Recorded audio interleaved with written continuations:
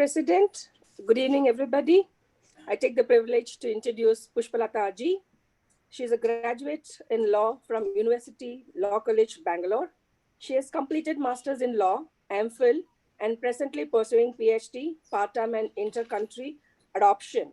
She worked as a lecturer in law at SEAB Law College at Raichur, guest faculty in Engineering College and Medical College at Raichur, presently practicing as an advocate at Bangalore in High Court of Karnataka.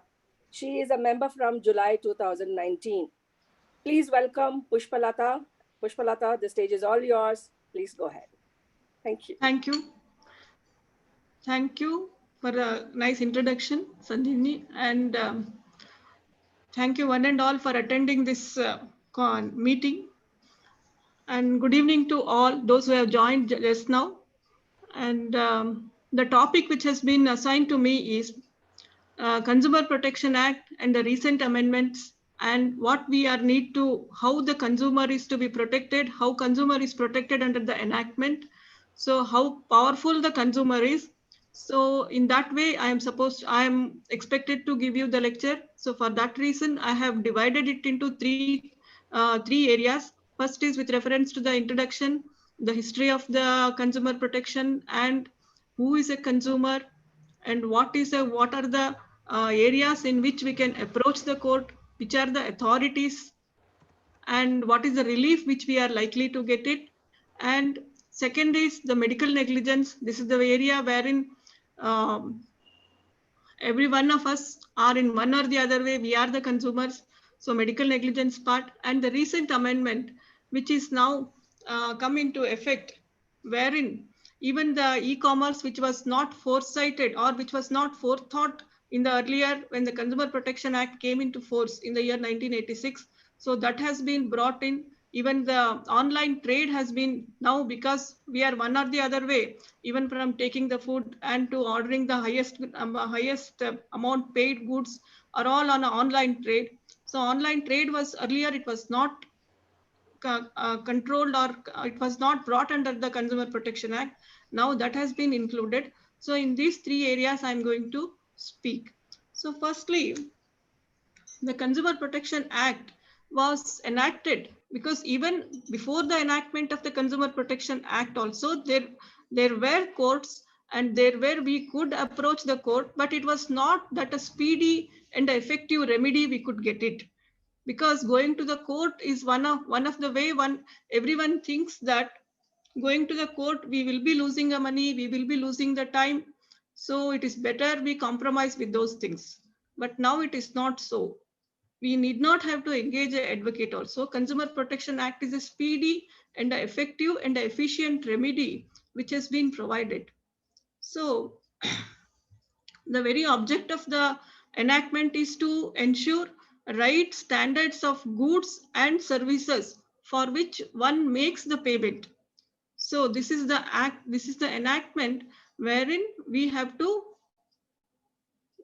the right comes to us only when we make the payment. Wherever it is a free service is being provided, so there this enactment will not come into effect. So wherever, for whatever the payment we make it, so there the goods and the services are assured of the quality which is expected of. So in that way, this Consumer Protection Act has come into effect from 1986. The history of the Consumer Protection Act at the international level, if we speak it, if we go into the international level, so in the year 1962, John F. Kennedy, he called upon in the Congress to accord approval for the consumer rights. So the first consumer rights, so the bill was enacted there in the year 1962. The rights included the right to choice, then right to information, then right to safety, and right to be heard. This is the most important right to be heard. So because if we are being damaged, if we are given a damaged goods or a damaged services are not up to the mark, then first thing is that we should be heard. We should be given an opportunity of heard. And the secondly, one more thing is, previously there is under the Contract Act, there is a what you call it, caveat emptor. Caveat emptor means let the buyer be beware. So whenever we buy the goods, so the duty was cast upon us that we should buy the goods up to the mark. So the seller was not under any obligation to make the goods to the optimum level. So it is the principle was caveat emptor. So only the buyer has to make all the necessary arrangements to take the goods. But this is an exception, we can say.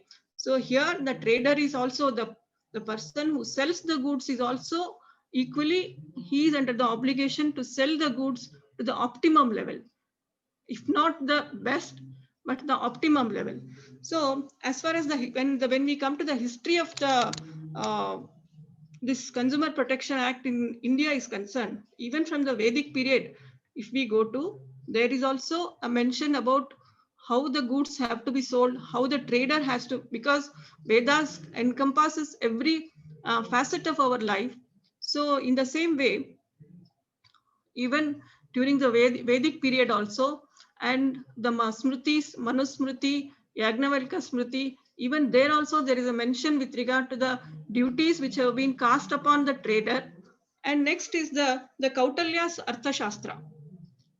So all of you must be aware that Kautalya's Arthashastra is the book wherein the Rajaniti as well as the economic aspects are dealt in detail.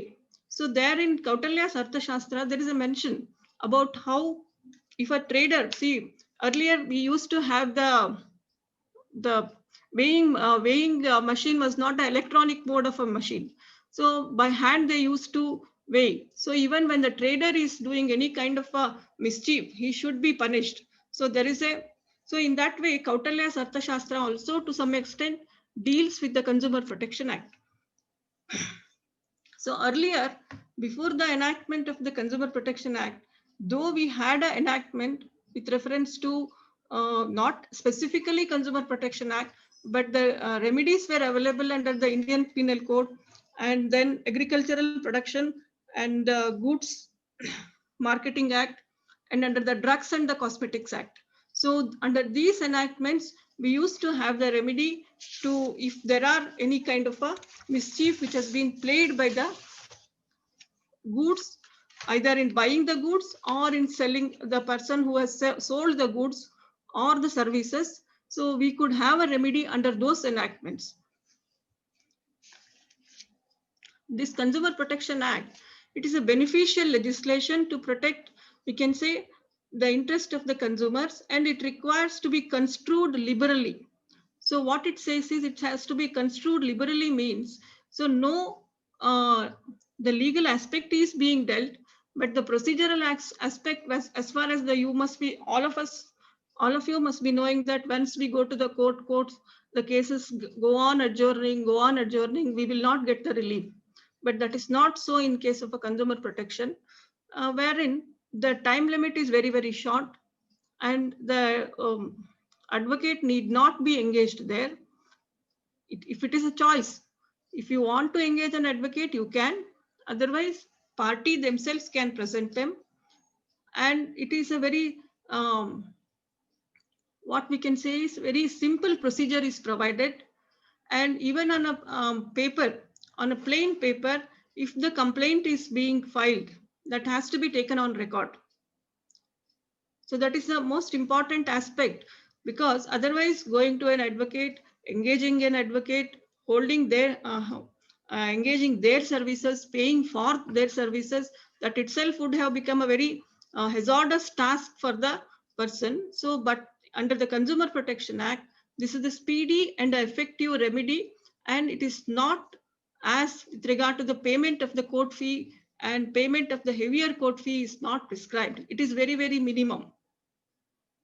Next question comes is, who is a consumer? This is the most important aspect. Who is a consumer? So with regard to it has been defined with regard to the goods as well as the services. So goods are, in the sense, when a person buys the goods and the services for consideration. For consideration means when a payment is made, even a token of a payment is made, then he is considered as a consumer. It need not be in relation to the services which he is hiring. It should be, it need not be in the sense, if I have to pay 50,000 rupees for a service, if I have paid only 5,000, that doesn't mean that I have not paid fully. So the payment may be immediate, or it may be on a postponed date, or on a promise made for the payment. So for the goods as well as the services which we are availing for the payment, then that is considered as the person is considered as a consumer. And one more important thing is, the act does not deal with the goods which have been purchased for a commercial purpose. If a goods are purchased for a commercial purpose, then the act does not cover that. The act will cover only if we have brought the goods for our purpose, for the purpose of the usage of the person who is taking the goods. Next is, and which are the services we can say which are covered under the enactment. Goods are any goods which we purchase it from the shop or from the trader. All those goods are covered under the enactment. And next is the services which are covered are the transport, the railways, then the educational institutions, the banks, insurance companies, the builders, then electricity companies. All these are covered. And when there is an unfair trade practice is being practiced by the trader, unfair trade practices means misrepresentation of the facts. In the sense, for example, if the goods is not up to that quality, if there is a false representation of the goods is made, then that is considered as an unfair trade practice. Say, for example, many a times, many goods are being said that if you take this medicine for 15 days, you will lose 5 kg of weight. Or if you have this medicine for 15 days or 1 month, you are going to lose 10 kgs of the weight. So that is considered as an unfair trade practice. So which is not there, if that is represented falsely, then it is considered as an unfair trade practice. So unfair trade practice is also covered under the Consumer Protection Act. Next is, who can file the complaint? Complaint can be filed by the person who has taken the goods, or in case of a Hindu undivided family, if there is a joint family residing, then the Hindu undivided family, then a firm, or which is considered as a corporate personality. Corporate personality has been assigned. So, or an association of the persons which have been, some of the groups have been formed. If they have a common interest, say for example, if they buy a site, the cooperative society is formed, and they say that we will sell the site for this price, and there is a total failure to provide the sites or the houses which have been promised by the cooperative societies. In such cases, if an organization, if the buyers are all together, they form an association because they have a common interest. So all of them together also they can file a common, where the common interest falls. So under that also they can file a complaint. The next question is, where to file the complaint? Person who has been injured, he can file, or the family can file on their behalf, or in case of any common interest is involved, they form an association, the association can file, or the persons together, or a corporation which has purchased the goods for their usage, so they can file. Then where the complaint has to be filed? Next is, who, after deciding who has to file it, then where it has to be filed. Next is, there are jurisdiction has been for filing of the complaint, the jurisdiction has been divided into two, which can be said as a territorial jurisdiction and a pecuniary jurisdiction. Territorial jurisdiction is where it has to be filed. Say, for example, where the person from whom the goods have been purchased, that we call it as an opposite party. So there we can file the complaint. If there are two or more, then in any one of the places we can file it. Or the new enactment which says that even the place of where the complainant resides, this is an added one, because earlier where the defendant or the opposite party resides, or where the cause of action has of the particular item has arisen, or where the defendant or one or more of the defendants, they reside there. But now the new enactment which says that where the complainant resides. So if we have brought or purchased the goods, if I am residing at Bangalore, if the goods are being purchased from Bombay, but still I can file the complaint at Bangalore. So this is a very beneficial. Otherwise, in the earlier enactment, I was compelled to go to Bombay and file the case there.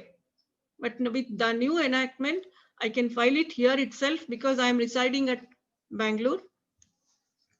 And next is the territorial, once the territorial jurisdiction is decided, next question is how much we are assessing the damage. The damage has to be assessed. How much we are claiming for, or to what extent we have been damaged. So that has to be assessed. So after assessing, say for example, if our damage is up to 1 crores, then we can file it before the District Consumer Redressal Commission. Earlier they used to be called as the forum. Now it is now called as the commission. District Consumer Redressal Commission. And up from 1 crore to 10 crores, we can file it before the State Commission. And 10 crore and above, we have to file it before the National Commission. So these are the authorities. So in the authorities, the act is enacted with such an object that the person who will be called as the president, he is in the district forum, he is qualified as a district judge or to be qualified or a retired district judge. And with him or with her, there will be 2 members. One is a women member and another one is the person who is well versed either in economics, social sciences, or who has got a economics or who has got a wide knowledge of the social and economic activities. So in that way, the justice has been done to understand the case from every perspective.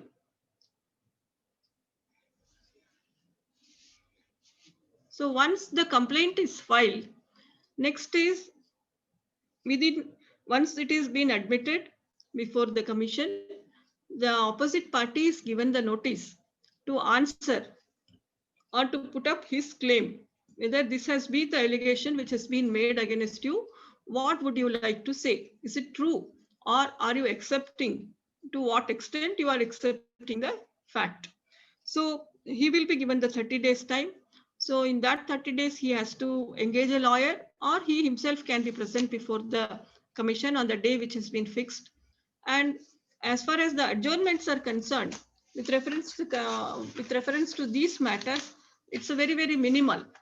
In the sense, not like a court, because though cases are being piled up, even in Bangalore, I am told there are more than 4 consumer courts, but still all are overcrowded because the number of complaints are more, because this being a cosmopolitan city, then the number is every day, because of the higher economic and trade activity, more complaints are being filed, and that's how it gets adjourned. Because nowadays, now in the last 1 year, because of the COVID, we could not go to the courts and everything is online. But still, the courts have been directed, that consumer redressal commissions have been directed that the adjournment must be minimal. Not much, because the remedy which has been sought, it must be given at the earliest. because the very object of the enactment is to provide for the quick remedy. Next is what relief we can get it. After filing the complaint, after the notice has been gone to the other side, what kind of a relief which we are likely to get from the consumer courts are, if the goods are being defective, then the defect can be cured. The redressal commission may order for removal of the defect, then replacing of the goods which have been defective, that can be replaced, then return of the price. Sometimes it may so happen that if we buy the goods and very next day or within 1 or 2 weeks, we find that the goods are too defective. I don't want to go with that shopkeeper. I don't want any goods from that shop. So that kind of a mindset may come. So in that circumstances, we may say that no, the price of return the price of the goods which I have paid for, and whatever the cost and the mental agony which I have gone through by buying the goods, that can be done. Or to discontinue the unfair trade practices. What if there is a misrepresentation of the facts, as I told, what amounts to unfair trade practice? It's a very wide definition. So that can be removed. Then if the goods are very hazardous the goods are in the nature of such that they are hazardous to the health of the public in general. So in that circumstances, the commission may issue a notice, or it may stop the advertisement or unfair trade practices which have been which is done by the company. The court may issue an order to stop such kind of advertisements if they are misleading or any unfair trade practices being practiced by them. So the direction is, as per the enactment, the matters have to be decided within 3 months. And if any matters which require any kind of a laboratory testing, if any particular, for example, it so happened with regard to the these Ayurvedic products which are being advertised, or sometimes even weight losing advertisements. So such kind of advertisements or such kind of products may require a laboratory testing. So in that case, the laboratory testing has to be done by a specified laboratory or a recognized laboratory. In such circumstances, it may be sent to the laboratory for testing. So under that circumstances, the time specified is 5 months. So otherwise, it will be for 3 months.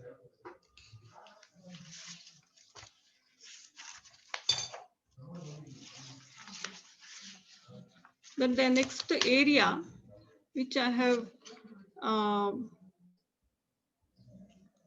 finalized is with reference to the medical negligence. It is said Vaidyo Narayana Hari. So when we go to a doctor, we have a strong belief and a faith that the doctor is going to cure all our ailments, and at the same time, everything will be taken care by him, and we get the treatment to the fullest satisfaction. So medical negligence, it is covered under the services. As I told in the beginning, goods as well as the services are being covered under the Consumer Protection Act. So in case of a medical negligence, it is covered under the services. I can say I would like to add that the medical profession is the most honored and the respected profession in the world. But medical science is not an exact science. So therefore, it is a very challenging task for the doctor to treat the patient with the fullest satisfaction. But the Consumer Protection Act says that only in case of a medical negligence, he can be brought before the Consumer Redressal Commission. So next question comes is, what is a medical negligence? The cases with reference to the medical negligence was filed in the year 1374 under the English law against a surgeon who is known as J. Mart. And in it, he was not found guilty. But in USA, in the year 1794, an award to the extent of 40 pounds damages was awarded. That's in case of a medical negligence. But as far as India is concerned, in the Charaka Samhita, which is 1000 BC, wherein there are certain verses which says about the medical negligence, and Hippocrates in the year 426 BC, there are mentioned with reference to the medical negligence. So it is said that in case of a medical negligence, the doctor is expected to take care, as a reasonable care is expected of from a doctor.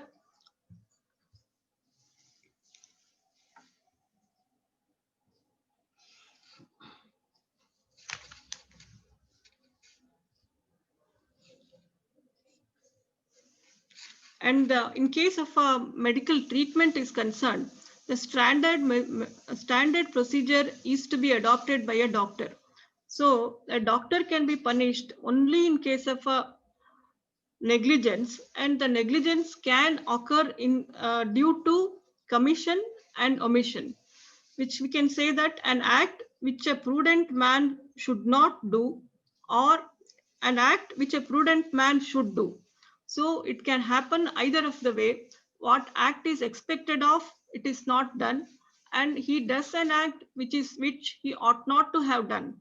So only in these two cases, the medical negligence can come into effect. And of late, we can see that there are frivolous cases which are filed against the doctor just to extract money. So that should be prevented. So, but the thing is,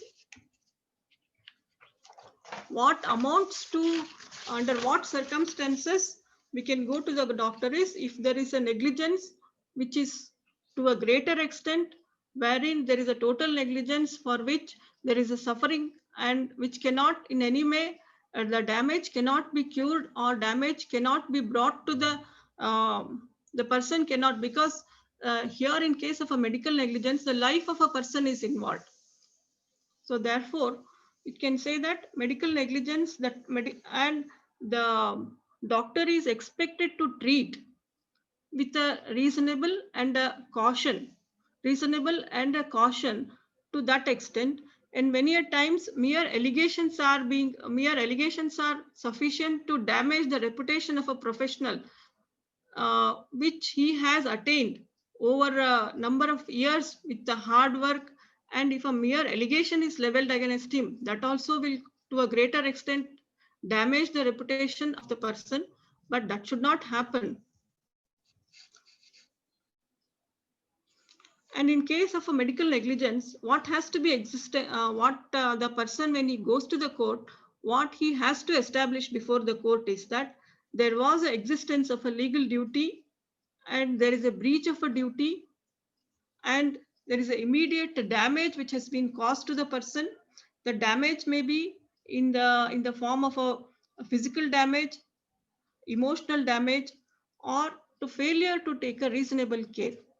So only under these circumstances, we can go to the Consumer Redressal Commission to redress our grievances.